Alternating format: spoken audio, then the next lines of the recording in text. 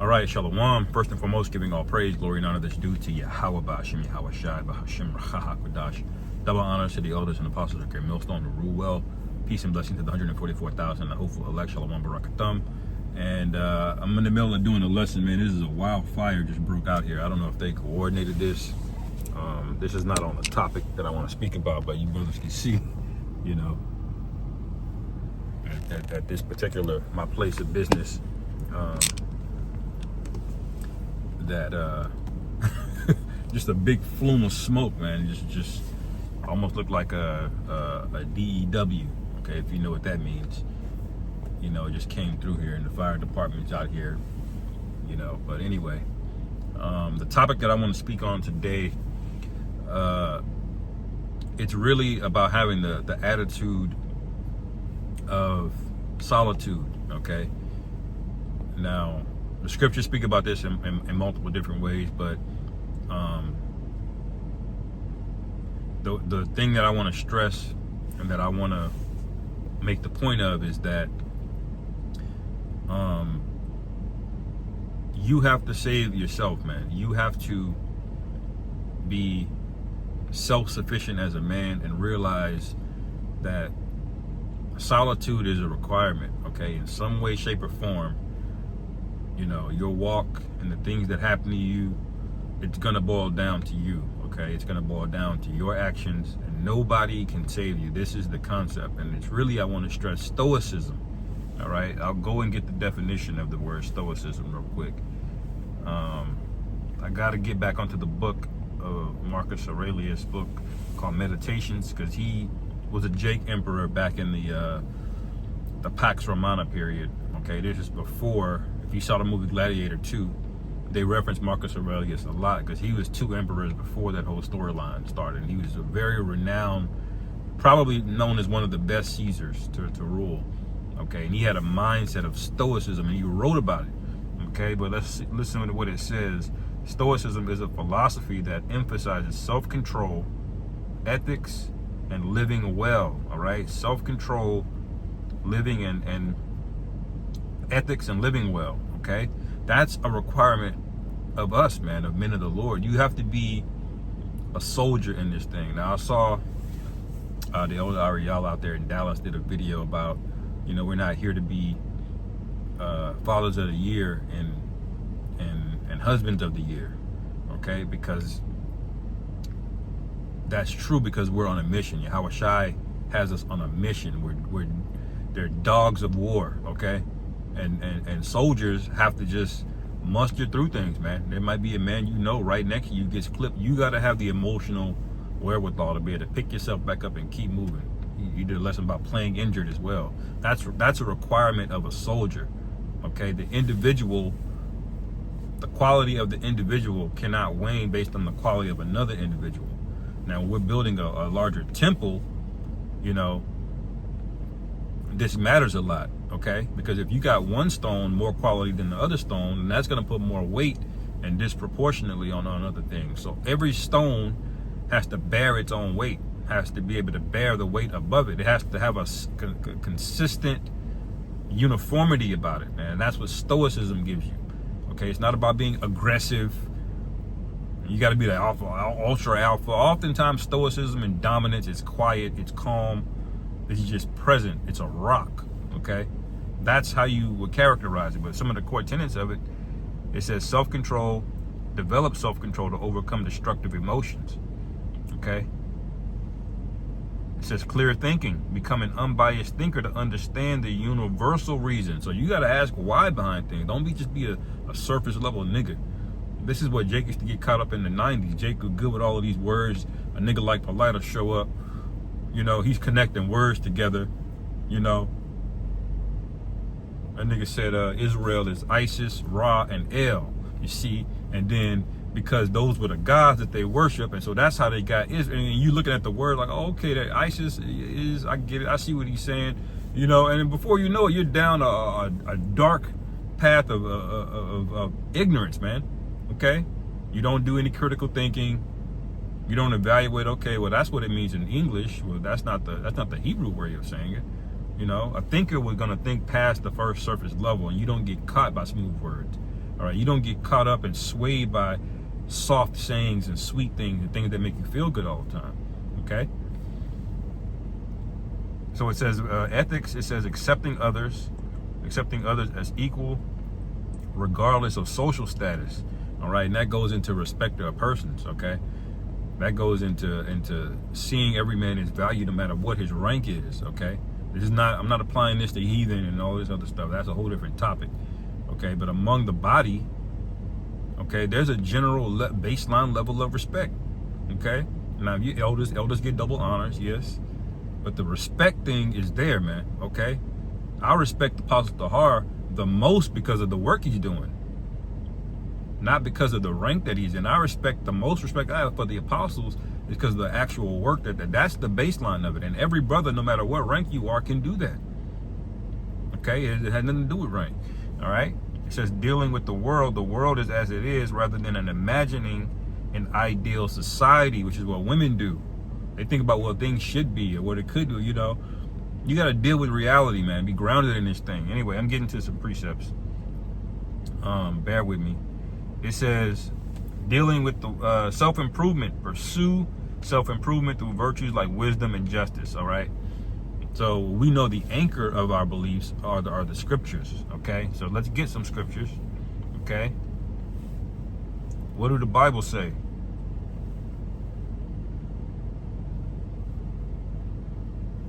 Okay.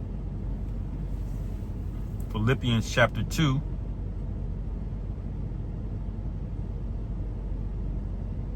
Verse 12, wherefore, my beloved, as ye have always obeyed, not as in my presence only, but now much more in my absence, work out your own salvation with fear and trembling. So that requires discipline. If the Lord was here walking the earth, you will have a lot more Israelites in line.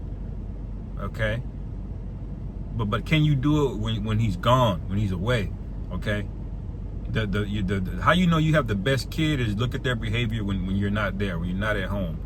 Okay, there's the kids you got to come home and they don't listen to their mother.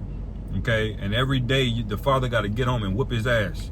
Okay, because his respect is contingent on the consequences. You know, when you grow up as a man and you're no longer a child, you don't need to have the immediate consequences right in front of you for you to do the right thing. You see it ahead of time. Okay, it goes into wisdom. Okay, and that's really what this boils down to, man. Okay, you gotta see the value and the truth enough to do the work now. You can't wait until the plagues are flying around. Okay, people are getting put to death. All right, that's how you have to look at things, man. Work out your own salvation. Okay, I want to get that press toward the mark. Okay, because press in Philippians 3. Okay,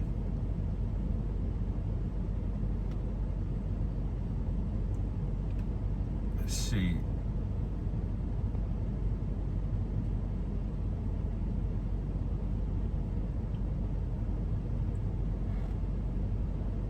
I'm going to read this in the NLT, Philippians 3:12. It says, I don't mean to say that I have already achieved these things or that I have already reached perfection. Okay, this is not about literally being perfect. It's about having a perfect spirit in you, an upright spirit in you. And your spirit can be upright and perfect, but then your flesh gets the better of you, like King David. King David had a heart towards the Most High. He was perfect in his spirit, but his flesh overcame him. Now, how did the Most High judge that matter? He rewarded him. He got the throne forever established, man, because the spirit in him was righteous. Okay, it ain't about being perfect in the flesh. We strive for it. But what causes you to strive for it? Your spirit causes you to strive for it, man. It's a mind over matter thing. You got to put off the weak nature. I'm going to get that too. All right, pain and suffering, you have to overcome that. Not only overcome it, you have to become accustomed to it, like Yahweh Shai did. He said he's a man acquainted with grief. I'll get that. Okay, it says, but I press on to possess that perfection for which Yahweh Shai Mashiach first possessed me. Okay, when Yahweh Shai had to do what he had to do on the cross, man, he didn't want it. His flesh didn't want to do it. He asked if the Lord had another way. But when the Lord, forsook him temporarily, what did he do? He pressed on anyway, didn't he? Okay? And we're not better than the Lord. Okay? So that's the point. Okay? Nobody's coming to save you, man. Okay? Let me play a little bit of this video and I'll get those other precepts I talked about. Okay?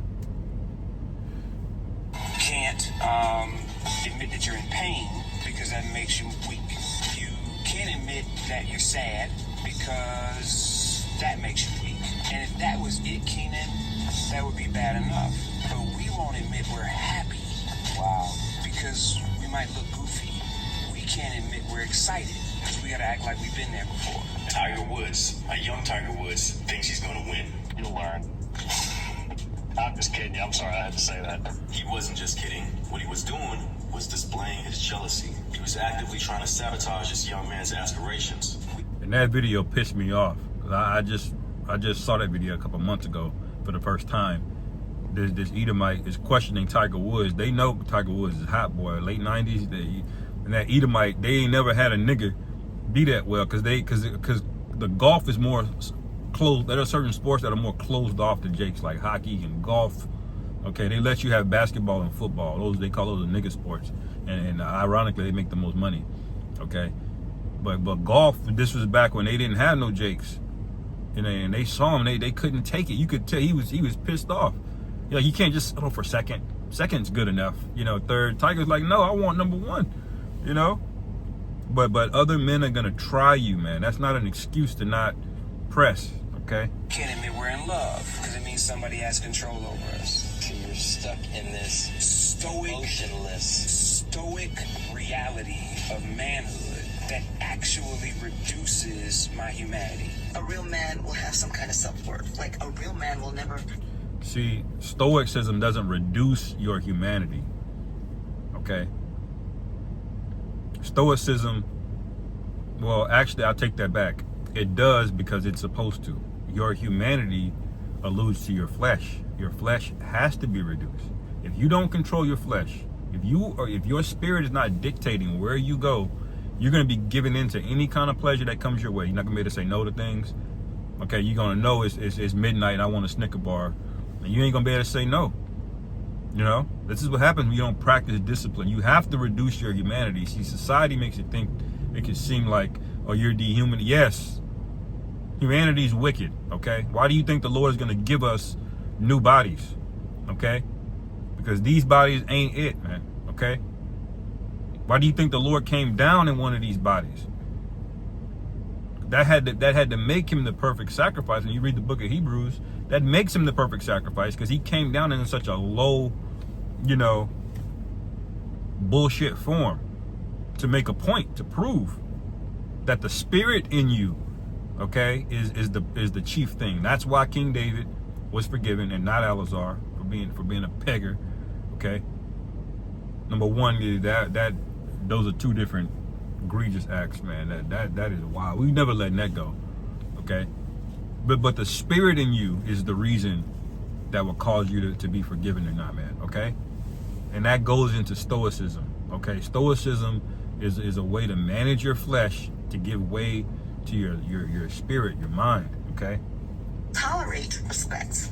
A real man will walk away from me if I'm ever disrespectful to him. It's never anything like that. It's always a real man's going to put up with someone else's BS. You guys ever notice that? Because I noticed that. How do I feel about women who says, I need a man that can handle me? And I've always taught this. Listen, the last thing a man wants to do is come home and have to handle you. That's the last thing that he wants to do.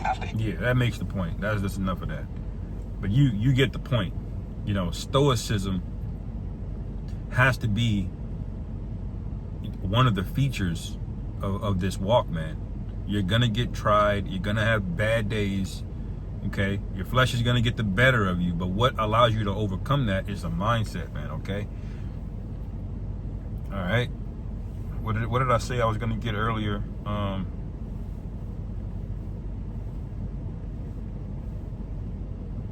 Okay.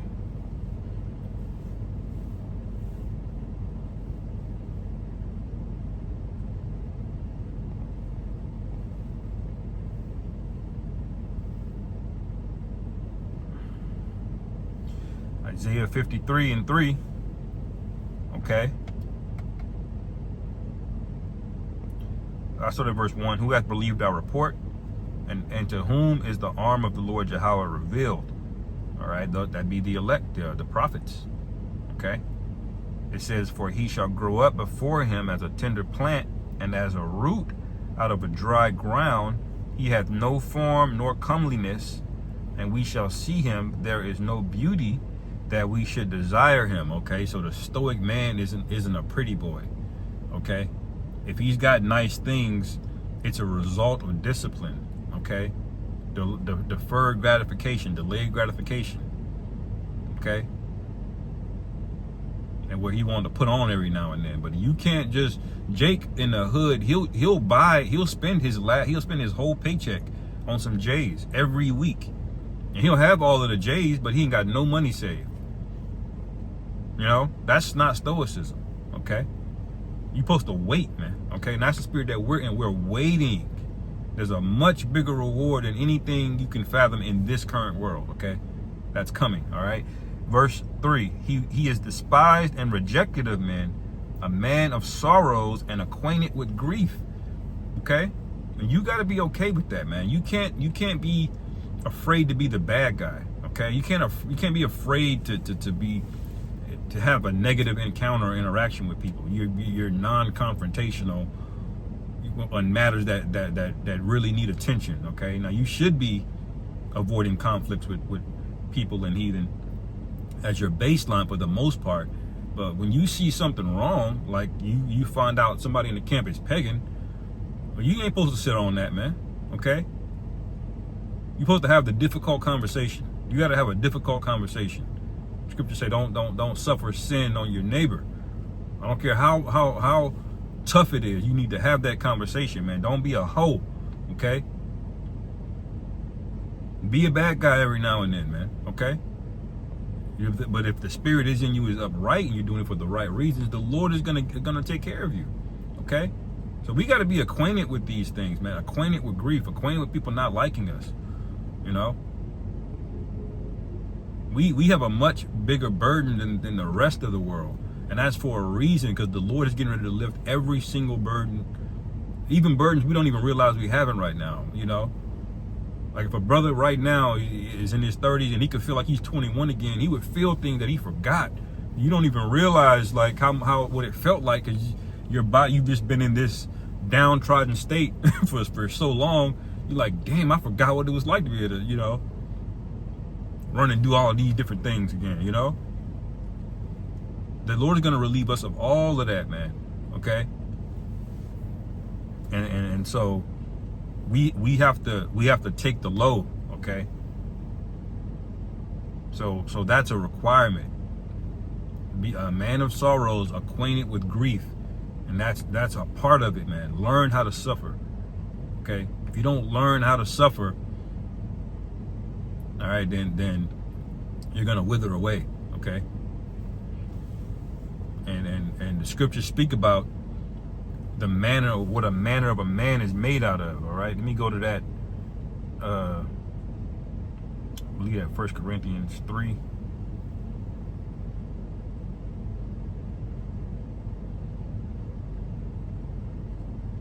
Yeah, 1 Corinthians 3:11. It says, "For other foundation can no man lay than that is laid, which is Yahweh Shai Mashiach, who is the ultimate stoic, austere man." Okay, in the flesh. Okay, it says, "Now if any man build upon this foundation gold, silver, precious stones, wood, hay, stubble, every man's work shall be made manifest, for the day shall declare it, because it shall be revealed by fire, and the fire shall try every man's work of what sort it is." Okay, so if you're not built for this, all right, you don't have the ability to endure suffering, okay, then it's not going to refine you and make you to a precious metal. You can't refine hay into gold, okay? There's no amount of pressure or fire you can add to wood that's going to turn it into gold, okay? You got to be made of that, and you got to pray to the Most High that you're made of the right material, okay? The elect are likened into gold, okay? Silver, okay? The rest of y'all are gonna burn up in the trying times to come. Okay. So let me go back to this precept and we can end it there. It's 2 Ezra 14. All right, and 12 it says, and 13 it says, now therefore set thine house in order and reprove thy people, which requires you to be the bad guy, and comfort such of them as be in trouble, and now renounce corruption. Okay, so as a whole, we go out there, we preach, and we condemn the nobles in the gate, man. Okay, and we're gonna be made a spectacle out of for that, man, for renouncing corruption. Okay, so that's part of it. And what does it say we require? Verse 14, it says, let go from the mortal thoughts, cast away the burdens of man, put off now the weak nature. Okay, you gotta put it off. Okay, we know what that means. Our flesh naturally wants to curl up. Your flesh just wants to sit on the couch and eat Doritos and play video games, and then pray a fine big booty bitch is just gonna come to your door, you know, without you doing no work. That's what your flesh wants. But what does the reality say? Things like that don't come to you. If you do that, you're gonna destroy your body. If you do that, ain't no big booty woman gonna just show up at your door, man. Okay? You gotta put in work to get things out of it, man. Okay? You gotta put in work. What did it say in the core tenets? It says dealing with the world. Deal with the world as it is rather than imagining an ideal society. Okay? And as men, we have an advantage because you're supposed to already know that this society is the opposite of ideal. It's the inverse. It's a perverse nation. Okay? So that should already level set you on where you need to be and how you need to move, man. You got to be a soldier. Okay? A soldier is likened unto a dog. Okay? That's what I believe our forefather Caleb, his name was Dog. Okay?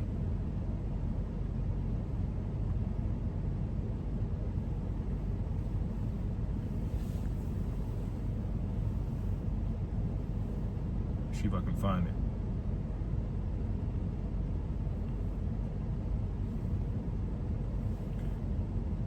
And I went on it longer than I wanted, you know, but the point is being made.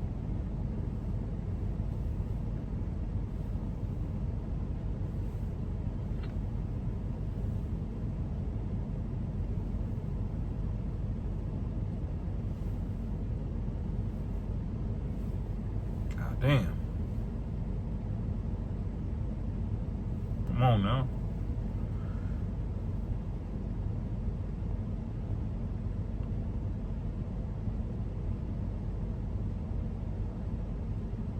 You start pulling up all kind of bullshit on here. Anyway, you got something called the dogs of war. Okay, those are soldiers. They go in there, like Apostle Harp been using the analogy recently, the Kangol. Okay, they go in there and they're on a mission. When they said go, go. All right. Those dogs will have they be having a neck wound, you know, their ribs all fucked up from fighting off wolves, and they will still hunt that wolf down, man. They still want to fight. It's bred in them. All right. And that's what you gotta have, man. Okay. This is about having a victory mindset, man. And you have the advantage of knowing the outcome. You just got to be a part of the number. You got to put in the work that you're in a slot where you're going to be defended, okay? But that requires suffering. That requires taking the low, foregoing women, foregoing businesses, foregoing the promotion at work, okay? Vacations and hobbies and things of that nature, okay? Look, if you're not willing to let those things go, then you're not in the right mindset, okay?